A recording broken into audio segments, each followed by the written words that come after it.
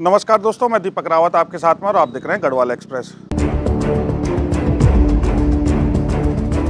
साथियों, भारत देश में मतदान का अधिकार हमें भारत का संविधान देता है और ये हमारा एक संवैधानिक अधिकार है, जिसके तहत 18 वर्ष से ऊपर का हर व्यक्ति अपना मतदान करने का अधिकारी होता है और वोट देने का अधिकार उसे मिल जाता है। भारत के संविधान में हमें वोट करने का अधिकार अनुच्छेद 326 में मिलता है। अब इलेक्शन कमीशन ऑफ इंडिया यानी कि ईसीआई ने एक प्रक्रिया शुरू की है जिसका नाम है SIR यानी कि स्पेशल इंटेंसिव रिवीजन। इस प्रक्रिया के तहत इसका उद्देश्य है मतदाता सूची को पूरी तरह से अपडेट करना, साफ सुथरा बनाना और सटीक बनाना। वहीं अगर बात करें तो भारत के अंदर कई राज्यों में जहां पर कि अब 2027 में चुनाव होने हैं या अभी 2025 में हो चुके हैं, वहां पर और संसद भवन के अंदर भी कई पार्टियों का विरोध सुनने को मिल रहा है, देखने को मिल रहा है। अब विरोध इस स्वरूप में हो रहा है कि वो लोग इसकी कमियां बता रहे हैं। अब इसकी कमियां तो इस हिसाब से बता रहे हैं, जो विपक्षी पार्टियां हैं वो ये कह रही हैं कि इस पर बड़े पैमाने पर जो वैध मतदाता हैं उनके नाम हटाए जा रहे हैं, उनके नाम काटे जा रहे हैं। अब चूंकि मैं कुछ राज्यों के नाम लेना चाहूँगा, जैसे बिहार में अभी चुनाव हुए तो वहाँ से 65 लाख वोटरों के नाम काटे गए। तमिलनाडु में हुए तो वहाँ 97 लाख वोटरों के नाम काटे गए। बंगाल में अब होने जा रहे हैं और संभावना है कि वहाँ पर 58 लाख वोटरों के नाम काटे जाएंगे। और अभी अभी यूपी के सीएम यानी कि उत्तर प्रदेश के सीएम योगी आदित्यनाथ जी का भी एक बयान सामने आया है, जिस पर कि वो संभावना जता रहे हैं यानी जनवरी 2026 में यूपी के जो 18 प्लस के वोटर हैं वो होने चाहिए आपका 16 करोड़। अब 16 करोड़ ना होकर संभावना ये बता रहे हैं वो कि इसमें जो 12 करोड़ नाम आएंगे, यानी कि वो 4 करोड़ मतदाताओं के नाम कहाँ जाएंगे, वो मतदाता कहाँ गए, ये संभावना जता रहे हो। सुनिए आगे क्या कहा उन्होंने। 18 वर्ष से ऊपर का हर वयस्क मतदाता जो उत्तर प्रदेश का निवासी है वह मतदाता सूची में नाम उसका होना चाहिए। होना चाहिए कि नहीं होना चाहिए, यही है ना। अब 18 वर्ष से ऊपर का मतदाता सूची में नाम होना चाहिए, तो यह संख्या होनी चाहिए 16 करोड़। और मतदाता सूची में SIR के बाद जो मतदाता सूची में नाम आए हैं वो कितने आए हैं? 12 करोड़।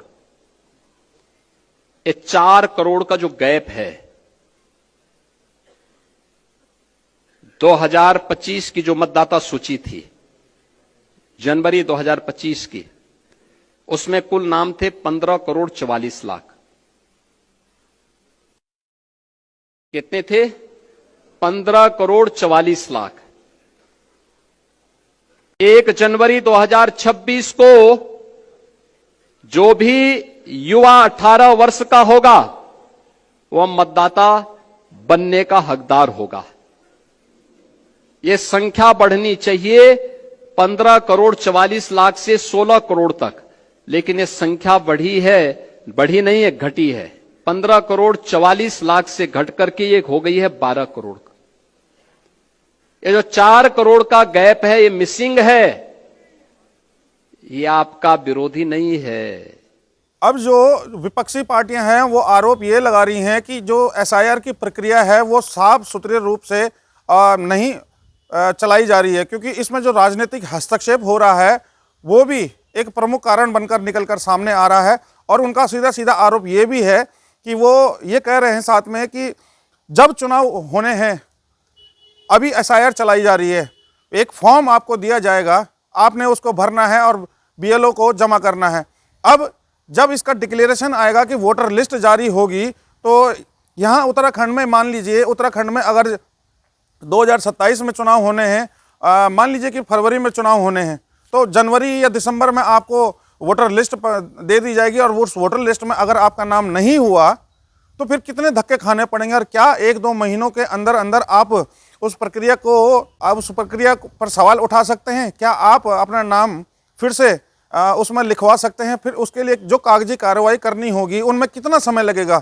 जनता को कितना यहाँ से वहाँ से यहाँ भाग दौड़ करनी पड़ेगी? तो साफ सुथरे तौर से और निष्पक्ष रूप से इस पर एसआईआर की प्रक्रिया पर सवाल उठाते हुए विपक्षी पार्टियां आप देखते होंगे, जैसे कि कहीं पर संसद भवन में तृणमूल कांग्रेस धरने पर बैठी हुई है, प्रोटेस्ट कर रही है।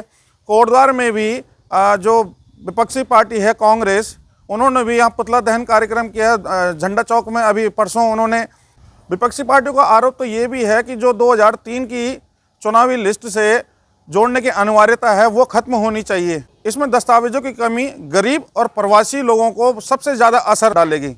इसमें उन्होंने साथ में कहा है कि इसमें समय की कमी और सरकार की जल्दबाजी नज़र आती है। वहीं इलेक्शन कमीशन ऑफ इंडिया का कहना है, अगर उनकी बात सुने तो उनका कहना है कि इसमें इस प्रक्रिया एसआईआर की इस प्रक्रिया से मतदाता सूची को पूरी तरीके से अपडेट करने की हम कोशिश कर रहे हैं और उसको साफ सुथरा और सटीक बनाया जाएगा। तो अब एक बात सामने निकल कर आ रही है कि विपक्षी पार्टियां तो कह ही रही हैं, परंतु यूपी के सीएम योगी आदित्यनाथ जी अपनी ही सरकार पर ये आरोप लगाते हुए नजर आ रहे हैं इस बयान में कि भाई जो एसआईआर की प्रक्रिया अपनाई जाएगी उससे 4 करोड़ जो मतदाता अपने मत से वंचित हो जाएंगे, मत देने के अधिकार से वंचित हो जाएंगे, फिर उनका क्या होगा। और कहीं ना कहीं ये अंदरूनी कला को भी उजागर करता है कि पार्टी के ही खेमे में थोड़ी बहुत अनबन तो है। बहरहाल आप लोगों का इस पर क्या विचार है, कमेंट के माध्यम से अपनी राय व्यक्त जरूर कीजिएगा।